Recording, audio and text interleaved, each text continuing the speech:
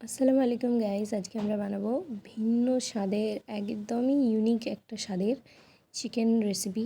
মানে একদম পুরো পানি ছাড়াই রান্নাটা করেছি, একটু পানি ইউজ করিনি, পুরোপুরি একদম পানি ছাড়া, মানে চিকেনের যেটা নিজের বেরিয়েছে আর কি পানিটা, সেটাতে পুরো এই রান্নাটা হয়েছে। খুবই টেস্টি, দেখতেই পাচ্ছেন, খুবই একদম অল্প তেলেতে বানিয়েছি, খুবই টেস্টি হবে। দেখুন রান্নাটা কীরকমভাবে করলাম। প্রথমেই নিয়ে নিয়েছি তেল। এই তেলটার মধ্যে দিয়েছি তেজপাতা আর একটা শুকনো লঙ্কা এবং দারুচিনি আর 3টে এলাচ দিয়ে দিয়েছি।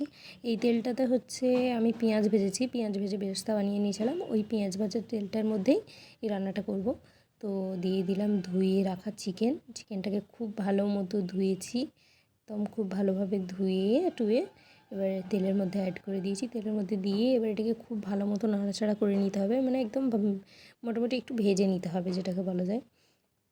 ভেজে নেওয়ার পর একটু যখন মানে একটু হোয়াইটিশ কালার চলে এসেছে, তখন দিয়ে দিয়েছি টমেটো দেওয়ার পরে এবার আদা রসুনের পেস্ট দিয়ে দিয়েছি, দিয়ে চিকেনটাকে ভালো মতো মিক্স করে নিয়েছি। দেখুন একদম কালারটা চেঞ্জ হয়ে গেছে, একটু মানে সাদা ধরনের চলে এসেছে আর কি। এবার এটাকে একটু ঢাকনা দিয়ে সেদ্ধ করে নিতে হবে ভালোভাবে, কিন্তু এটাকে কষতে হবে।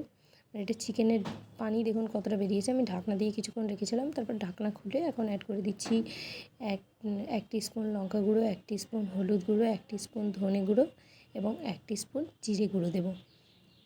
দেওয়ার পরে এটাকে ভালো মতো মিক্স করে নিতে হবে। ভালো মতো মিক্স করে একদম অল্প মশলা, বাইরের এক্সট্রা কোনো মশলা অ্যাড করিনি, একদম মানে ঘরোয়া মশলা দিয়ে খুবই টেস্টি হবে। ওটাকে ভালো মতো মিক্স করে কষতে কষতে এরকম মশলাটা দেখুন গায়ে একটু লেগে লেগে যাচ্ছে। আর চিকেনটাও বেশ অনেকটা পরিমাণে মানে সেদ্ধ হয়ে এসেছে, প্রায় 70%-এর বেশি সেদ্ধ হয়ে গিয়েছে।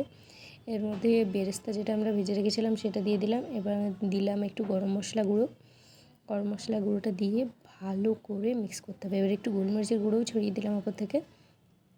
ভালো মতো একদম এটা পুরো তেলেতে রান্নাটা হয়েছে, কিন্তু তার সাথেও খুবই জুসি টেন্ডার চিকেনটা রান্না হয়েছে। ভালো মতো মিক্স করতে হবে, মানে এই রান্নাটার মধ্যে কষাটা হচ্ছে মেন। দেখুন আমি আবার ভালোভাবে নেড়ে দেখাচ্ছি যে চিকেনটা কীরকম হয়েছে। কোনো অ্যাডিশনাল বাইরের মশলা অ্যাড করিনি, দেখুন একটুও পানি ইউজ করিনি, পুরো পানি ছাড়া রান্না হয়েছে চিকেনটা।